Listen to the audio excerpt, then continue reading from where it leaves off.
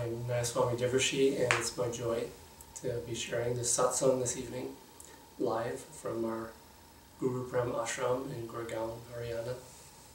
And the topic is today's reading from Swami Kriyanandaji's book, Living Wisely, Living Well, for December 17th.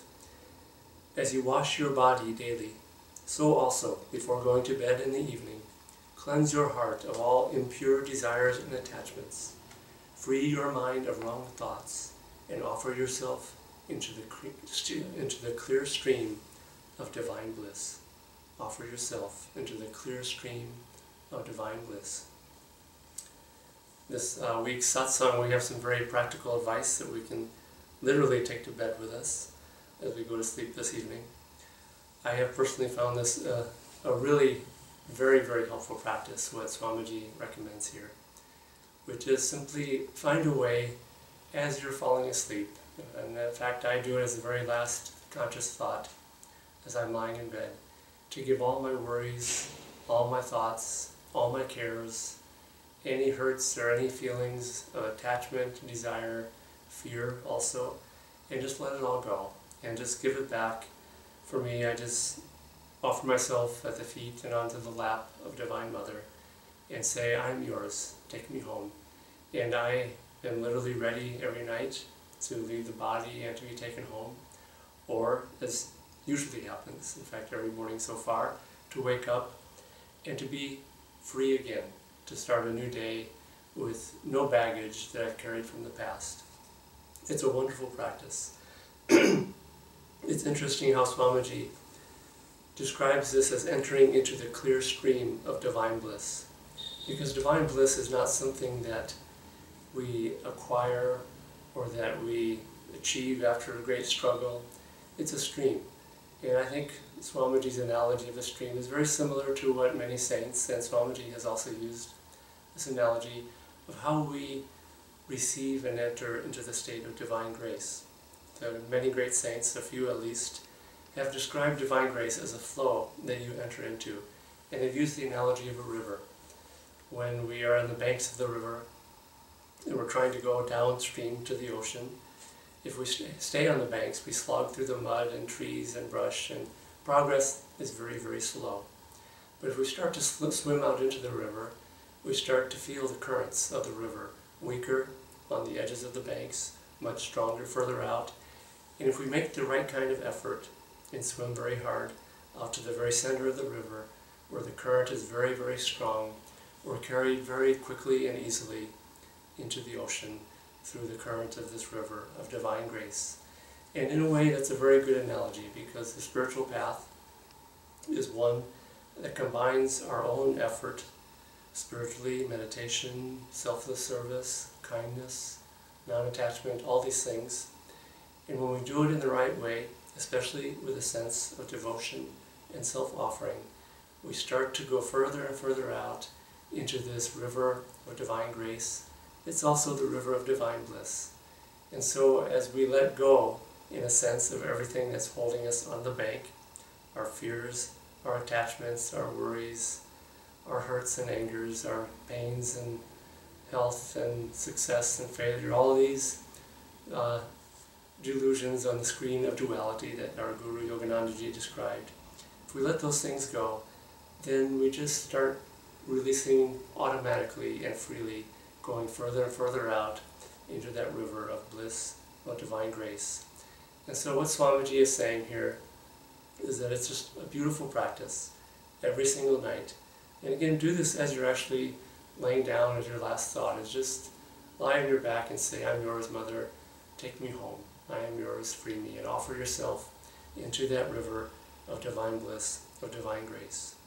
There's another practice which I'll talk about a little bit later that our Guru has also recommended as a habit, or just as a as a singular practice, but I have found it to be a really good habit, which is Yoganandaji and Swamiji recommended that for protection as you're going to sleep, as the last thing that you do before laying your head on the pillow, to use your finger, and with your finger draw the Om symbol 3 times on your pillow, and you'll lay your head on Om, which is the comforter, the protector, and also in a way can carry us, because Om, in the sense, is a stream, is a wave that can carry us to divine freedom.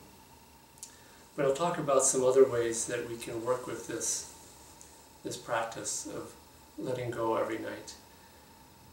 One thing that's very, very helpful, and that's very important, is that to watch yourself during the day, because you will find that if during the day you can be checking in with God, with the Guru, and letting go at times during the day, and just staying in close touch with the divine, with divine joy, you'll find that when it comes to lay your head down at night, that you're not so full of stress and anxiety that it's difficult to let go.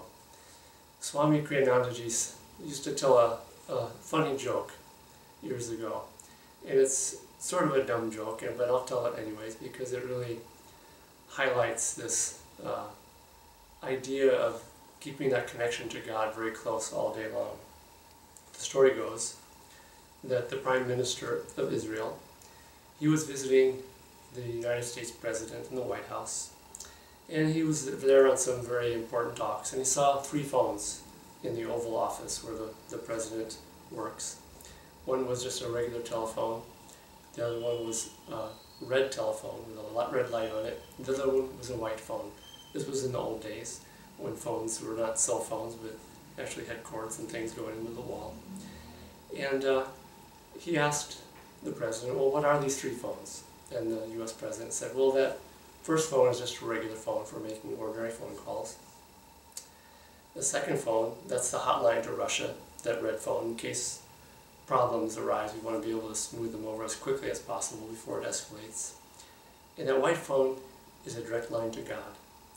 And this Prime Minister of Israel was very interested in this. And they were talking some more, and finally he said, you know, these negotiations we're working on, I really would like to talk to God about this. Can I please make a phone call, and we have some privacy here. So the Israeli Prime Minister made the phone call, talked to God, hung up.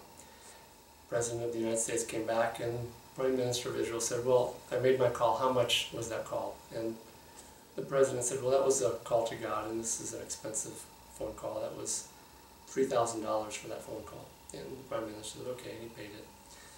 Well, a few months later, the US President made a return visit to the Prime Minister of Israel, and he was in Israel, in Jerusalem, I guess, or somewhere where they have their offices. He also noticed 3 phones. And he asked the Prime Minister, well, what are these phones?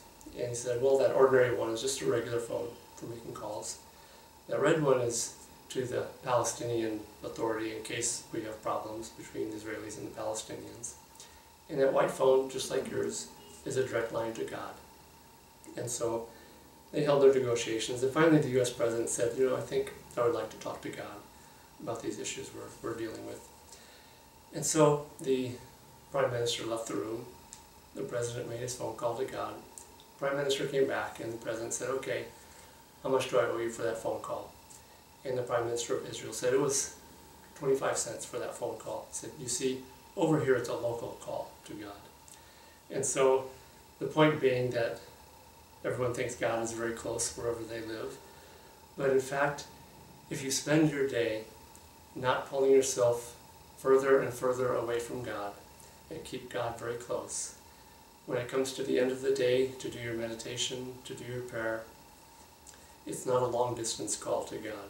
You don't have to spend all your time just trying to bring your mind back to some semblance of peace and calmness. You know, you can spend your entire meditation just coming back to a point of zero where finally you feel some sense of calm. If you keep God close during the day, talking to God as the Guru, as the Divine Mother of the universe, and keep that energy close and keep your heart close. When you sit to meditate at the end of the day, God is very close. You sit down to meditate, and right away you quickly go immerse yourself into that ocean, that sea, that river of divine bliss and divine freedom. And when it's time to go to bed, you have very little to let go of. You just have a couple minor things to release and offer yourself back into that river of divine bliss. So make this a practice. Start tonight. We just, those of you listening in India, will be going to bed in just a few hours. Start this practice tonight. Make it a part of your daily life. Both of these things. Now, Yoganandaji and our gurus and Swamiji, they talked about this life as a dream. And Swamiji very often used the analogy of it as a movie, God's movie. And this also you'll find very helpful as a way of just releasing your bondage to all the things that happen in our life, all the stresses, all the tension. Is to really try to see this as a movie. And the way that Swamiji writes about it in one place, and he's talking in his interpretations of the Bhagavad Gita, and he's especially talking about the Krishna's consolation, where he's consoling Arjuna. And here's what Swamiji says about that part of the Gita. Swamiji writes, God sent man to earth to be entertained by the cosmic movie. Alas, attachment and desire darkened human consciousness. Immersed in the seeming reality of the movie, man forgot that it all was nothing but a ray of light in the projection booth, passing through artificial images imprinted on a strip of celluloid. If man could live in this world with perfect non-attachment, he would again become aware that this is all a show, only shadows and light. The only reality is that changeless light which produced those fleeting images, and the bliss within that light. The bliss within that light. You'll find, as I have with many times in my life, that one, when you meditate every day, you pray to God as light, you tune into the light of the spiritual eye, you start to feel more and more joy. And that joy starts to become stronger and more interiorized and even overwhelming, and eventually becomes divine bliss. And Swamiji is saying in this reading, in Living Wisely, Living Well, that the answer to all of our problems, all our pains, physical pains, our sorrows, and I have had plenty of experience with this the last few years, that the answer to all these things is not to try to get them away, to push them away, to try to solve them in some outward way, because in this dream movie of duality, there's always going to be something else coming. Ananda Moyima used to say that every pain is just a moment or a pause between two joys, and every joy is just a pause between pain. It's all pleasure and pain alternating themselves. The answer, the only answer, is to tune in to divine joy. You will find that you can, in the midst of pretty extreme physical pain, I've tried this and experienced it, and it takes time, it takes practice, it maybe takes years of meditation, maybe not, it may happen quickly for some people, but even in the midst of somewhat extreme physical pain, if you tune within, inside, you meditate, you will find that the antidote to pain, the antidote to sorrow, is divine bliss. And that you can find a degree of divine bliss that is stronger than any pain or sorrow that the world and the universe can throw at us. Now, we aren't all challenged extremely in these ways, but we have practice in probably every day of our life. The saints and the masters have shown that even the most extreme pains and sorrows, one can still tune into God as divine joy, divine bliss, unconditional love. Christ on the cross expressed this idea, expressing divine love to those who were killing him. Other saints and masters, through all the tests and trials of life, eventually they also say that the answer to all these things is divine bliss. Divine union, divine bliss are the same thing. It's union with ourself, who and what we really are. And union is the opposite of duality. As long as we're caught in duality, in Maya and delusion, we're going to have these ups and downs over and over and over again, to the point where finally Yogananda says, the soul has done this so many times, so many millions of lifetimes, that one starts experiencing an anguishing monotony. And finally the soul starts to understand that there has to be more than this. That if I just go up and down and up and down, it becomes pretty boring after a while. The one thing that's not boring after a while, strange as it may sound, is the joy of the soul.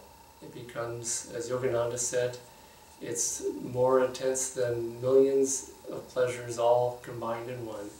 And that's really where every soul is destined to go eventually, because it's what we were made of. It's who and what we are.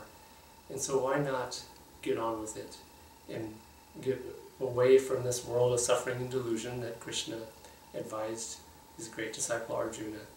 And so practice these things. Practice this thing tonight, like I've said, letting go of it all and trying to offer yourself into the divine bliss of the soul. Yogananda said something very interesting about this. He said, this life is no more real than a movie. And those are his exact words. This life is no more real than a movie. He didn't say it was like a movie. He didn't say it was sort of kind of similar to a movie. He said it was no more real than a movie.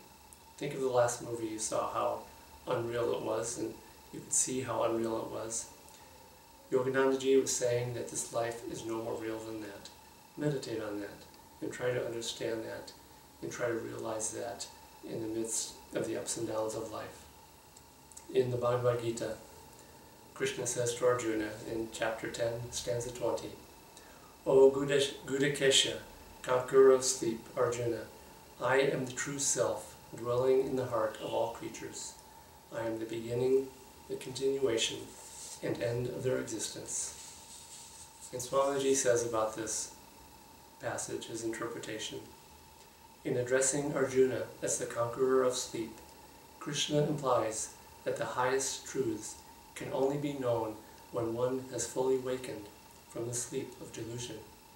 Krishna says here that the Lord, in his essential self, is the sole dreamer, that only in him does anything exist. That is the answer to the challenge of those who say, I have no time for God.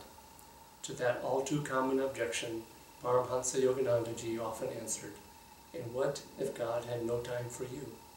You have your very existence in Him alone.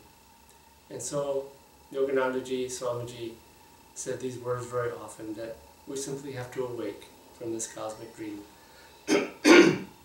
There's two other readings from Living Wisely, Living Well earlier this week on the common theme that are also helpful to listen to. From December 11, attachment binds one to things in the way that unripe fruit clings to its branch, even when buffeted by high winds. Be like a ripe fruit, which instantly drops when it is brushed by a mere breeze.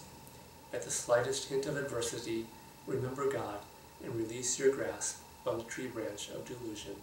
This is another way that you can visualize this when you're going to sleep tonight, that you're just letting go of all these things that are bothering you and just practicing non-attachment in the sense of these things. The only reason that they feel so real and cause so much stress and anguish is because we're holding on to them, not because they're holding on to us. We're the ones who just have to simply release our hold on these things, and we will become free of each one of those things, even in that moment. And the reading from December 16th, Swamiji sort of gives another way of looking at this and becoming free. He says, think vastness, think eternity. Don't be limited to your present realities. See your thoughts as waves on the vast ocean of cosmic awareness. So now I'm going to talk a little bit about this other practice because it's related, which is tuning into the Om vibration. This is also a good practice that I think Yoganandaji also recommended, in fact, which was, and I've heard Ananda people doing this sometimes, which is to listen to the sound of the Om vibration as you're lying in bed as the last thing you do. You can close your ears with your fingers and actually do the Om technique for a few moments, as it was taught by Yoganandaji, or just close off your ears, listen to the Om vibration. And again, the Om vibration also is like a wave coming from God. Our gurus in the scriptures, they teach that we were created from Om, from that vibration. And that vibration came from God beyond creation. And when God created and thought and acted, it created a motion and a vibration. And that vibration emanating from formless spirit became us, became this universe, which is constantly humming and rumbling with cosmic vibration. In a way, that's a flow coming from God.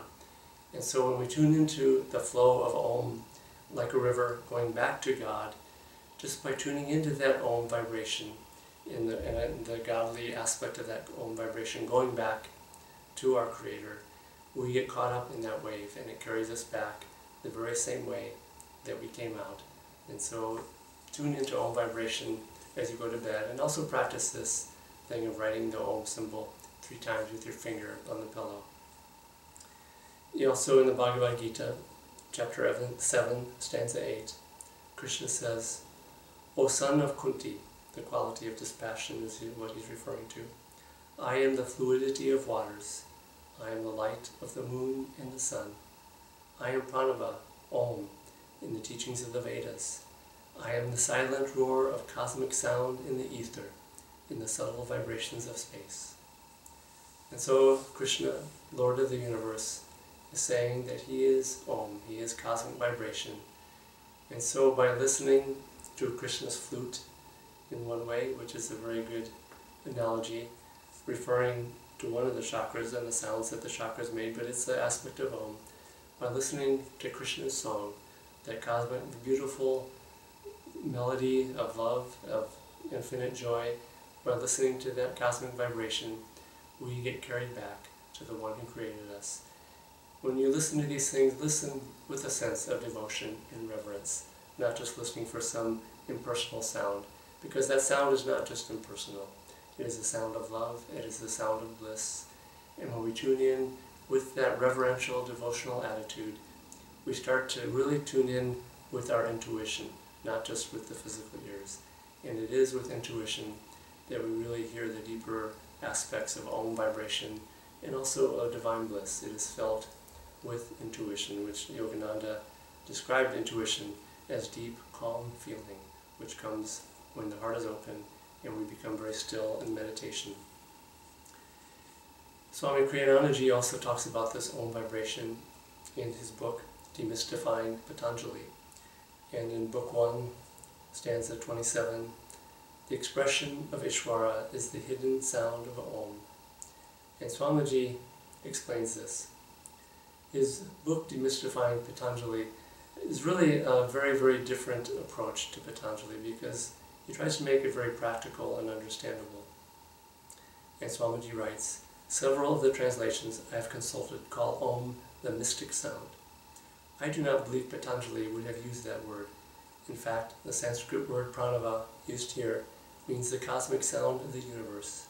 It is not mystic or mysterious, and certainly not for those who are able to hear it, but it is hidden from our physical ears." Again, we have to listen with our intuitive ears, again with reverence, with devotion, with a calm heart, and with a very receptive heart. And also from Demystifying Patanjali, 2 stanzas later, 29, "Through meditation on the inner sound of Om, one gains the power to overcome all obstacles and to realize his oneness with the inner self." And this is what Swamiji writes. "Paramhansa Yogananda said, when you are in Om, nothing can touch you. This whole universe is God's dream. The dream was made possible by the manifestation of the cosmic vibration. All things in creation are manifestations of Om. When you are in tune with that vibration, no matter what devastating events occur around you, you will be protected. Miraculously, it will seem, though in cosmic fact, there is no such thing as a miracle." I love the saints and the masters saying that, or implying that miracles are simply the working of God's law. There's nothing amazing about it. In fact, it is our divine birthright to live in that way and to experience what most people call miracles, but what the saints and masters experience every day. Swamiji also writes that Om comes in 3 different levels of vibration. And this is why Yogananda used to chant what he called the threefold Om, which is a higher pitched Om, lower pitched Om, and even lower yet. And Swamiji writes that these 3 aspects of Om are Brahma, the creative aspect of Om, which is the higher pitch. Vishnu, which is the preserving vibration of Om, preserving this creation, in creation. And Shiva, which is the dissolving aspect of Om, which is the lower pitch sound of Om. And Yogananda used to chant this threefold Om in this way. Om, Om, Om.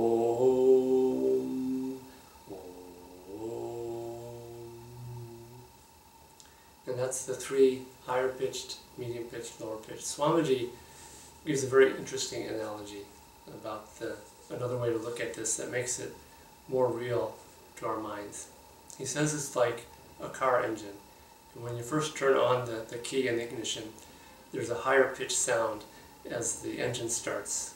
And that's the sound of creation, where the Om vibration is coming out of God beyond creation. And then, once the car starts, there's a medium pitched sound of the engine running smoothly. And then that's the sound of preservation. That's the sound of Vishnu. And then when you turn the key off, it slows down and it goes into a lower pitched sound. And that's the sound of the vibration dying, in a sense, but not dying so much as dissolving, which is the Shiva aspect. And this dissolving quality, I think people sometimes look at Shiva as destruction. In a way, yes, it's destruction of the ego, but it's more dissolving and letting go of the ego in this vibration of dissolution and emerging back into God. So it's actually a very positive quality that we can experience. Now I'm going to finish by reading something from Swamiji. Again, coming back to the original reading for today's passage from Living Wisely, Living Well. And he ties it all together, and this is a very beautiful reading, which I think I will read it a couple times. And again, I would like to remind everyone, start practicing these two very practical teachings, three actually we've been given tonight. And start tonight when you go to bed. One of them, offer yourself back into the river of divine bliss. Let go of all attachments, stop the clinging, release yourself, and just put yourself onto the lap of the Divine Mother, onto the lap of the Guru, and just let go of everything, and go to sleep with a sense of divine freedom. The other thing that we can practice is use your finger to write the Om symbol 3 times on the pillow. Not just for protection, which is the way Yogananda put it, but I have found that it's actually a very good practice to reinforce and support the power of Om vibration to bring me home. And finally, the third one is to try to tune into the Om vibration and do the Om technique, even lying there in bed, for those who know that technique that our gurus gave us. Or simply just close the ears just for a few moments and try with the intuition, not with the physical ears, try to feel and intuit the cosmic vibration of Om as a way of just also freeing yourself and entering into that river of divine grace. And I'll end with this little sentence from Swami Kriyanandaji. We should remind ourselves, in the face of all of life's up and downs, that all this is a dream from which someday we will awake, and much sooner if, even in the dream, we try always to dream about the dawn of final awakening. I'll read that again.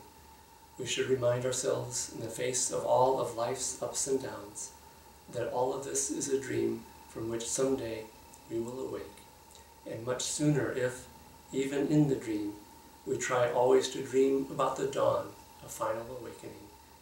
Dream about your final awakening.